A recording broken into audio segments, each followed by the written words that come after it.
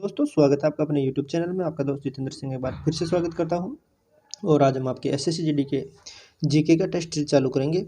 बहुत दिनों से आपके वीडियो नहीं आ रहे थे, कारण कोई इंपॉर्टेंट कार्य हो गया था, इस वजह से आपकी वीडियो नहीं बना पा रहे थे। इसके लिए हम क्षमा प्रार्थी हैं। तो आज हम आपके लिए एसएससी जीडी के लिए जीके के 25 क्वेश्चन लेके आए हैं, जो हाल ही में दिल्ली पुलिस की एग्जाम हुई है उससे उठाए हुए क्वेश्चन है। तो आपके साथ में एसएससी जीडी ने देखा है कि हर बार आपके प्रीवियस ईयर के क्वेश्चन पूछे जाते हैं, तो उस हिसाब से आपके दिल्ली पुलिस के क्वेश्चनों के प्रैक्टिस सेट लगा रहे हैं, जो एसएसजी के लिए बहुत इंपॉर्टेंट रहेंगे। हाल ही में जो दिल्ली पुलिस की एग्जाम हुई थी वहीं के क्वेश्चन है सारे सारे। तो पहले क्वेश्चन से स्टार्ट करते हैं। पद्मश्री 2022 पुरस्कार से सम्मानित राम साहिब पांडे मध्य प्रदेश के बेदिया समुदाय के में निम्नलिखित में से किस नृत्य शैली से संबंधित है? यानी कि जो राम साहिब पांडे थे, जिनको 2022 में आपके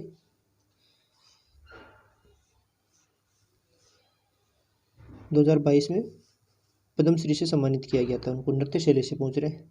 ऑप्शन ए है रावला, राय, कर्मा या बधाई। क्लियर है? तो आपके इसका उत्तर हो जाएगा कि उनका संबंध राय नृत्य से था। ठीक है, तो ऑप्शन बी आपके इसका राइट आंसर हो जाएगा। क्वेश्चन नंबर 2 है, चोल वंश के राज चिन्ह में निम्नलिखित में से किस विकल्प का अंकन किया गया? ये जो चोल वंश था उनका राज चिन्ह था, उसमें किस विकल्प का अंकन किया गया? घोड़े का, हाथी का, मछली का या बाघ का? क्लियर? चार ऑप्शन दिए हुए हैं आपके, तो आपके राइट आंसर हो जाएगा उसमें बाघ का अंकन किया हुआ था। क्लियर है? तो राइट आंसर आपके ऑप्शन डी हो जाएगा। क्वेश्चन नंबर 3 है, बुद्ध चरित्र के लेखक अश्वघोष किस कुषाण राजा के दरबार में दार्शनिक थे? यानी कि क्वेश्चन यहाँ पे आपके एक और पुटअप हो रहा है कि बुद्ध चरित्र के लेखक कौन थे, तो अश्वघोष हो जाएगा। और कुषाण राजा के किस कुषाण राजा के दरबार में दार्शनिक थे? ऑप्शन ए है विम्बाकड़ विशेष, वासुदेव प्रथम, हुविस्का, कनिष्क प्रथम। क्लियर है? तो आपके राइट आंसर हो जाएगा कि आपके कनिष्क प्रथम के दार्शनिक दरबार में दार्शनिक थे। क्लियर है?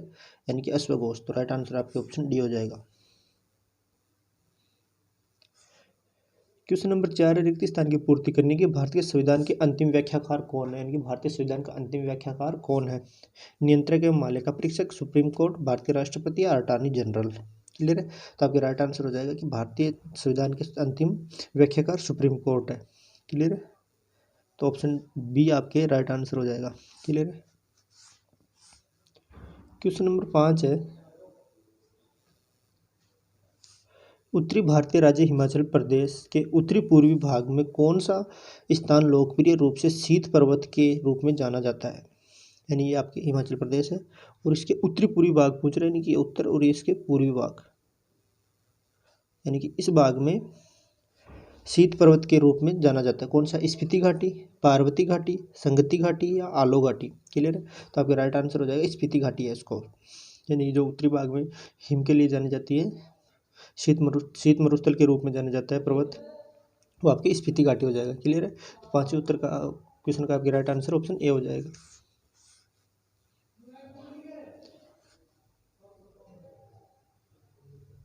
क्वेश्चन नंबर 6 है, 1929 में खुदाई खिदमतगार नामक अहिंसक क्रांतिकारियों का एक दल बनाने वाले स्वतंत्रता सेनानी का नाम क्या था? तो आपकी क्वेश्चन आ जाएगी, खुदाई खिदमतगार दल अहिंसक दल कब बनाया गया था? तो 1929, और एक क्रांतिकारियों का दल था, किसके यानी कि किस स्वतंत्रता सेनानी द्वारा बनाई गई थी? मोहम्मद यासीन खान, मोहम्मद अब्दुल गफ़ार खान, अब्बास तैयबजी या एम अशरफ? तो आपके राइट आंसर हो जाएगा क्वेश्चन नंबर 6 का कि अब्दुल गफ़ार खान के नेतृत्व में खुदाई खिदमतगार नामक अहिंसक क्रांतिकारियों का एक दल बनाया गया था, जो 1929 में बनाया गया था। तो ऑप्शन बी आपके राइट आंसर हो जाएगा। क्वेश्चन नंबर 7 है, निम्नलिखित में से किस वर्ष खानदेश को मुगल साम्राज्य में समाविष्ट किया गया था? जबकि खानदेश को मुगल साम्राज्य में समाविष्ट किया गया था 1601, 1558, 98, 1603 या 1600 ईस्वी में? क्लियर है? तो सातवें क्वेश्चन का आपका राइट आंसर हो जाएगा कि उसको 1601 में खानदेश को मुगल साम्राज्य में समाविष्ट किया गया था। तो 1601 आपके ऑप्शन ए राइट आंसर हो जाएगा। क्वेश्चन नंबर 8 है, निम्नलिखित में से कौन सा राज्य खेलो इंडिया यूथ गेम्स 2023 की पदक तालिका में शीर्ष स्थान पर है? पंजाब, महाराष्ट्र, उत्तर प्रदेश, हरियाणा? तो क्वेश्चन नंबर 8 के राइट आंसर हो जाएगा आपके कि महाराष्ट्र आपके पदक तालिका में खेलो इंडिया यूथ गेम में शीर्ष स्थान पर रहा है। क्लियर है? तो महाराष्ट्र हो जाएगा। बात करें खेलो इंडिया 2023 का कहाँ पे आयोजित हुआ था, तो ये भोपाल मध्य प्रदेश में आयोजन हुआ था आपके, और इसका ये 5वां संस्करण था। शुभंकर की बात करें खेलो इंडिया यूथ गेम का शुभंकर, तो आपके एक गौरैया इसका शुभंकर था। क्लियर है, गौरैया आपके शुभंकर था। और खेलो इंडिया यूथ गेम का मुख्यालय हेडक्वार्टर की बात करें तो आपका हेडक्वार्टर इसका न्यू दिल्ली में है। न्यू दिल्ली में आप खेलो इंडिया यूथ गेम के पुराना नाम पूछ ले आपके कि पुराना नाम कौन सा है, तो पुराना नाम है खेलो इंडिया स्कूल गेम्स। क्लियर है, यानी कि स्कूल गेम्स इसका पुराना नाम था, तो 2019 में इसका चेंज करके खेलो इंडिया यूथ गेम्स कर दिया था। इसका पुराना नाम था खेलो इंडिया स्कूल गेम्स, 2019 में इसका नाम चेंज करके आपके खेलो इंडिया यूथ गेम्स कर दिया था। क्लियर है, तो ये थोड़ा इसमें आपके ऑप्शन भी हो जाएगा कि पदक तालिका में महाराष्ट्र शीर्ष स्थान पर था। क्वेश्चन नंबर 9 है, हिमाचल प्रदेश की हिडम्बा देवी के सम्मान में निम्नलिखित में से कौन सा उत्सव मनाया जाता है। यानी कि हिमाचल प्रदेश में जो हिडम्बा देवी मंदिर है उसके सम्मान के लिए कौन सा त्यौहार या उत्सव मनाया जाता है। माघी महोत्सव, डोगरी महोत्सव, बिस्वा महोत्सव, सोराई महोत्सव। आपके क्वेश्चन नंबर 9 का राइट आंसर हो जाएगा इसके लिए आपके डोगरी महोत्सव मनाया जाता है हिडम्बा देवी के लिए सम्मान में, तो आपके ऑप्शन बी राइट आंसर हो जाएगा, यानी कि डोगरी महोत्सव मनाया जाता है। क्वेश्चन नंबर 10 है, सूर्य के प्रकाश का मुख्य स्रोत है। यानी कि सूर्य के प्रकाश का मुख्य स्रोत क्या है, तो ऑप्शन ए है विटामिन सी, ऑप्शन बी है विटामिन डी, ऑप्शन सी है विटामिन ए, या ऑप्शन बी है ऑप्शन डी है विटामिन बी। तो आपके राइट आंसर हो जाएगा विटामिन डी, जो है हमें सूर्य के प्रकाश से प्राप्त होता है। क्लियर, और कभी भी विटामिन डी को हम प्राप्त करना चाहे तो हमें पीठ से ग्रहण करना चाहिए। क्लियर, और ये आपके सूर्य से प्राप्त होता है। विटामिन सी की बात करें तो ये कच्चे फलों और सब्जियों से प्राप्त होता है। विटामिन ए गाजर से प्राप्त होता है। विटामिन बी आपकी हरी सब्जियों वगैरह से, और इसको सुंदरता का विटामिन भी कहते हैं। नेक्स्ट क्वेश्चन देखते हैं। क्वेश्चन नंबर 11 है, संगम ग्रंथों के अनुसार शब्द उछावर का अर्थ है साधारण हल चलाने वाला, दास, बड़े जमींदार या शिक्षक। यानी कि आपके उछावर का पूछ रहा है, संगम ग्रंथों के अनुसार उछावर का शब्द का अर्थ पूछ रहा है आपसे। तो क्वेश्चन नंबर 11 का हो जाएगा, साधारण हल चलाने वाले को उछावर कहते थे। क्लियर, तो ऑप्शन ए आपका राइट आंसर हो जाएगा, यानी कि साधारण हल चलाने वाला। क्वेश्चन नंबर 12 है, उच्च न्यायालय को भारतीय संविधान के किस अनुच्छेद के तहत रिट जारी करने की शक्तियां प्राप्त है। यानी कि उच्च न्यायालय को भारत किस संविधान के अंतर्गत रिट जारी करने की शक्तियां प्राप्त है। अनुच्छेद 223, अनुच्छेद 226, अनुच्छेद 225 या अनुच्छेद 222। क्लियर है, तो आपके क्वेश्चन नंबर 12 का राइट आंसर हो जाएगा कि अनुच्छेद 226 के अनुसार उच्च न्यायालय रिट जारी करने की शक्तियां प्राप्त है। अनुच्छेद 223 देखें तो अनुच्छेद 223 में आपके उच्च न्यायालय के मुख्य न्यायाधीश का पद रिक्त होने पर कार्यवाहक न्यायाधीश की नियुक्ति के संबंध में है। यानी कि आपके मुख्य न्यायाधीश का पद रिक्त है, तो कार्यवाहक जो न्यायाधीश नियुक्त करेंगे उसके संबंध में अनुच्छेद 223 में दिया गया है। क्लियर, अनुच्छेद 222 की बात करें तो एक न्यायाधीश को एक उच्च न्यायालय से दूसरे उच्च न्यायालय में स्थानांतरण, यानी कि न्यायाधीशों के ट्रांसफर के संबंध में अनुच्छेद 222 में है। यानी कि एक उच्च न्यायालय के न्यायाधीश को दूसरे उच्च न्यायालय के न्यायाधीश में ट्रांसफर करने के संबंध में अनुच्छेद 222 में दिया गया। तो आपके राइट आंसर 12 नंबर क्वेश्चन का हो जाएगा कि 226 में उच्च न्यायालय को रिट जारी करने की शक्तियाँ प्राप्त है।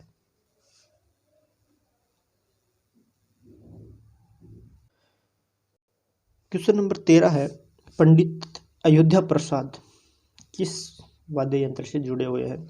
वीणा, पखावज, गिटार, बांसुरी। यानी पंडित अयोध्या प्रसाद के बारे में पूछ रहा है, तो वीणा पंडित अयोध्या प्रसाद आपके पखावज वादक थे। ऑप्शन बी आपके राइट आंसर हो जाएगा। क्वेश्चन नंबर 14 है, स्वतंत्रता के बाद स्थापित उद्योगों को पूर्ण नियंत्रण किसका था। स्वतंत्रता के बाद उद्योग स्थापित हुए उस पर पूर्ण नियंत्रण किसका था। अंग्रेजों का, विदेशी निवेशकों का, प्राइवेट सेक्टर का या सरकार का। तो आपके राइट आंसर हो जाएगा कि वहाँ पर सरकार का पूर्ण नियंत्रण था, सरकार का। क्लियर है, तो ऑप्शन डी आपके राइट आंसर हो जाएगा। क्वेश्चन नंबर 15 है, विजयदशमी को और किस नाम से जाना जाता है। यानी कि विजयदशमी है उसको और किस नाम से जाना जाता है। दीपावली, एक सेकंड,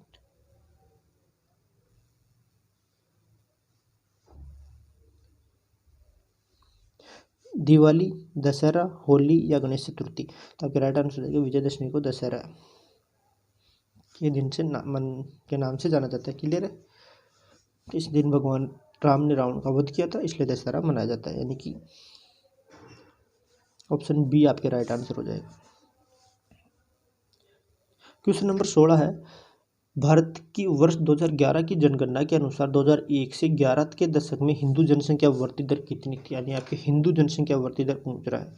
ऑप्शन ए 16.8, 20.1, 8.6 या 10%। तो आपकी राइट आंसर हो जाएगा कि 16.8% हिंदू जनसंख्या वृद्धि दर थी 2001 से 11 तक। क्लियर है। तो आपके राइट आंसर ऑप्शन ए हो जाएगा। क्वेश्चन नंबर 17 है, लोकसभा में रिक्त स्थान सीटें अनुसूचित जाति के सदस्यों के लिए आरक्षित है, यानी कि कितनी सीटें अनुसूचित जाति के सदस्यों के लिए आरक्षित है, कितनी सीटें लोकसभा के अंदर, 84, 82, 73 या 80। तो आपके राइट आंसर हो जाएगा क्वेश्चन नंबर 17 का कि उसके लिए अनुसूचित जाति के लिए 84 सीटें लोकसभा में आरक्षित है। क्लियर है। तो आप सभी कमेंट करके बताना कि लोकसभा में कुल कितनी सीटें हैं। क्लियर, लोकसभा में कुल कितनी सीटें हैं, आपके टोटल सीटें हमें बताना, सभी के सभी कमेंट करके बताएंगे।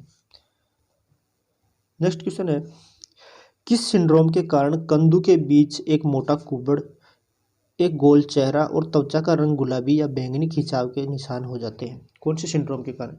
Cushing syndrome, Marfan syndrome, Angelman syndrome, down syndrome. तो आपके राइट आंसर हो जाएगा क्वेश्चन नंबर 18 कि आपके कुशिंग सिंड्रोम के कारण कंधे के बीच में मोटा कुबड़ निकल जाता है, चेहरा गोल हो जाता है और त्वचा पर काले या गुलाबी या बैंगनी खिंचाव के निशान बन जाते हैं। तो ऑप्शन ए आपके राइट आंसर है, उसका उत्तर हो जाएगा कुशिंग सिंड्रोम। क्लियर है। क्वेश्चन नंबर 19 है, केस प्रो माइक्रो क्रेडिट एक ऐसी कंपनी है जो किस के सबसे पिछड़े जिलों में काम नहीं करती है, यानी कौन से राज्य में काम नहीं करती है। केस पोर माइक्रो क्रेडिट कंपनी के बारे में पूछ रहा है, बिहार, तेलंगाना, झारखंड, छत्तीसगढ़। तो आपके राइट आंसर हो जाएगा वो तेलंगाना में काम नहीं करती है। क्लियर है। बाकी आपके बिहार, झारखंड और छत्तीसगढ़ में काम करती है। तो ऑप्शन बी आपके राइट आंसर हो जाएगा, तेलंगाना इसका राइट आंसर हो जाएगा।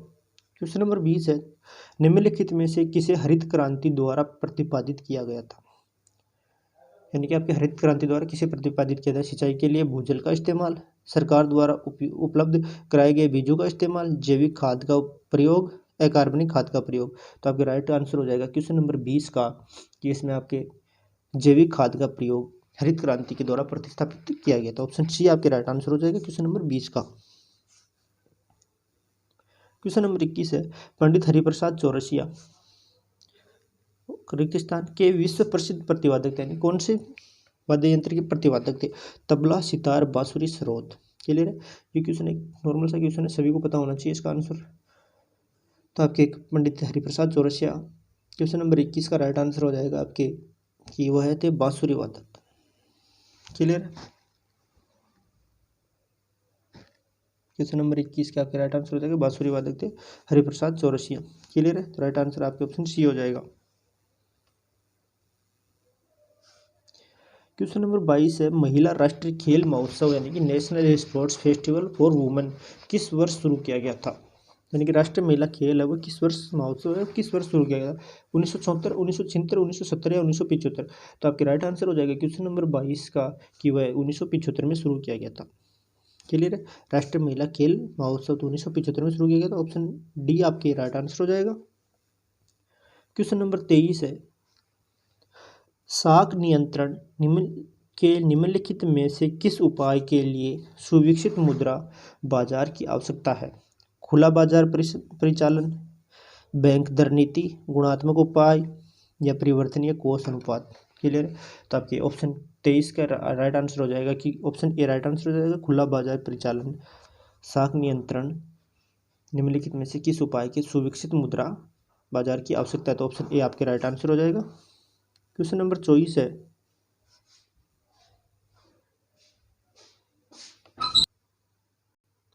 प्रश्न नंबर 24 है, कोणार्क का सूर्य मंदिर किस तट पर स्थित है, यानी कोणार्क का सूर्य मंदिर वह किस तट पर स्थित है?